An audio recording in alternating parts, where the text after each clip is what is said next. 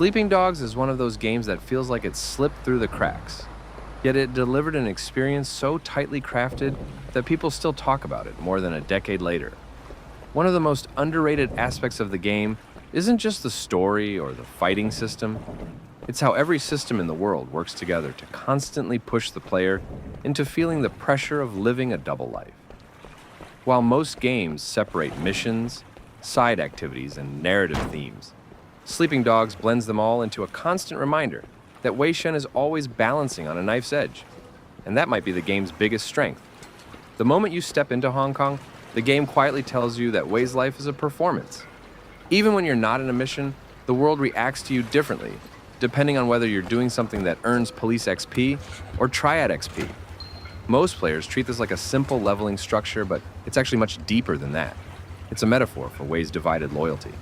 Every punch you land in a brutal Triad takedown gives you XP for the side of him that needs to act, ruthless, violent, and committed to Sun On Yi. But being clean, driving safely, arresting criminals without killing them, avoiding property damage, feeds your police XP. Even when you're cruising through the city, the game is subtly measuring which version of Wei you're choosing to strengthen. Few open-world games use progression to reinforce character conflict at such a detailed level. Another overlooked detail is how Wei's undercover status affects his relationships, not just in cutscenes, but in gameplay rhythms. When he's doing favors for the Triads, his missions are chaotic, high energy, filled with street fights and brutal hand-to-hand combat. But when you're working with the police, the pacing completely switches. Suddenly, you're doing surveillance, hacking security cameras, analyzing crime scenes, tasks that feel almost intentionally slower. The game wants you to feel the whiplash of being pulled between two identities. That contrast is purposeful, and it builds toward Wei's emotional unraveling later in the story. It's subtle, but it's smart design. Sleeping Dogs also uses its side activities to develop Wei in ways players often don't realize. Things like betting on cockfighting, singing karaoke, or helping vendors aren't just random open-world padding. They're believable slices of Hong Kong culture that make Wei feel more grounded. They show that he's not an outsider just pretending to belong. He understands the city, its people, and its traditions. Even the clothing system isn't just cosmetic.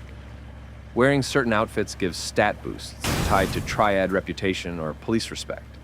And that reinforces the theme that everything Wei wears, even literally, affects how people see him. And one of the most impressive details is how the game handles escalation.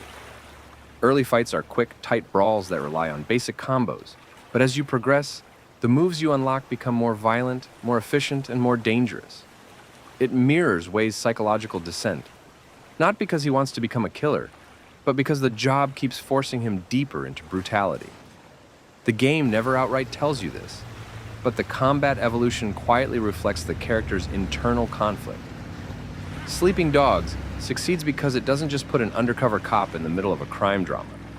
It builds an entire world, mission structure, and progression system around the pressure of that role. Everything you do feels like you're carrying the weight of two lives. And even after all these years, that's something very few games have ever matched. One of the most overlooked strengths of Sleeping Dogs is how the city itself becomes a constant reminder of Wei Shen's emotional state. Hong Kong isn't just a backdrop, it reacts to him.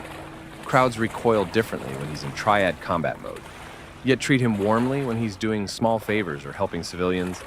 Even the ambient dialogue changes depending on where you are, giving you this unspoken sense that Wei is always being watched, always being judged by both sides of his life. And this ties directly into how isolating his role truly is. Despite being surrounded by people, triads, cops, friends, and strangers, Wei never fully belongs anywhere. The game communicates this in quiet moments, like when he returns to his apartment and the world momentarily goes silent. There's no celebration, no camaraderie, no sense of home. Just Wei, standing alone in a small room,